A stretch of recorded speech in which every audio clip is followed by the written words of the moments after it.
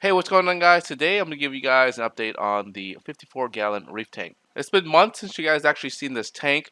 We need to give you guys a thorough update on some changes and some good news and bad news on the tank. So let's start off with some of the bad news first. The first thing is we lost the purple tang due to hole in the head disease. Now the purple tang had one little hole in the head disease for the longest time. I couldn't seem to get rid of it, no matter how much vitamins I actually put into the tank, how many things I actually fed the purple tang, and also trying to keep up with the water changes. It didn't seem like the purple tang was actually improving. Also, from the last update, the yellow tang was also in this tank, but because the purple tang and yellow tang were kind of fighting each other, I had to split the yellow tang into the other rack system, and the yellow tang is currently still in that rack system right now. So one of the biggest changes you'll notice is I swapped out the pedestal rock for just some dry natural rocks. Now the pedestal rock was pretty good, but what happened was the bubble tip anemone would kind of go under it and just kind of chill under the slate of rock, and it would never kind of get sunlight. So I would actually have to flip them over or kind of remove them. So I decided to just switch to rocks because it's easier to maneuver the bubble tip anemones, and if they kind of latch on, you can kind of change the angle. The other thing is I did remove the big box in the back there. That's where I was housing the macroalgae.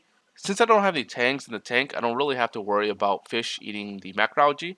So I decided to remove the box, and it helped with a lot of the lighting situation because the middle area was kind of dark because of the box blocking most of that. Another thing I decided to do was remove the guard from the MP10 wave maker. The guard was actually catching a lot of debris, food, and whatnot stuck in that mesh, and I would have to clean the guard like every couple days, and it was actually a lot more work than really needed.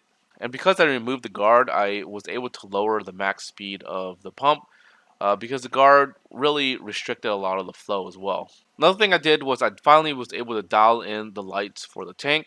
A few weeks ago, I picked up a par meter to measure some of the lightings for each of the tank. And I went and measured different locations of the tank here, and I found that I was able to reduce the light from 75% all the way down to 62%. And at the peaks of the rocks, the par was ranging from 220 to 260. And for the most part, everything on the ground was hitting about 160 par. Throughout the months that you guys actually haven't seen the tank, I've been actually battling a lot with just algae on the new rocks. It seems like it's a normal thing for new tanks, but these algae just keep coming back and back and back. And I think it was possibly due to the lighting. With the light style kind of back, I'm hoping that the algae can be somewhat controlled. I know I keep saying this, but at some point when I get a chance to kind of stop by the pet store, I will pick up some more snails for this tank. It seems like we are maybe like 4 or 5 snails shy of actually keeping the tank really, really clean. So this is going to be a bubble tip anemone tank, and I ended up moving the rainbow bubble tip anemone from the other rack into this tank just because I noticed the Colorado sunburst started to kind of shrivel up a little bit, and I decided to not really take a chance with that anemone and split the rainbow from the tank into here. And a few days later, the Colorado started opening up again. So recently, I picked up some zoas online. I was able to do some fragging today, and I have a bunch of frags laying in the other system.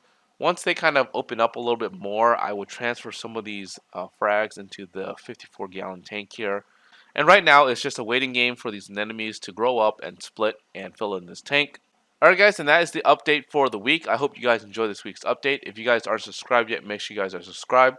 And like always, until next time guys, peace.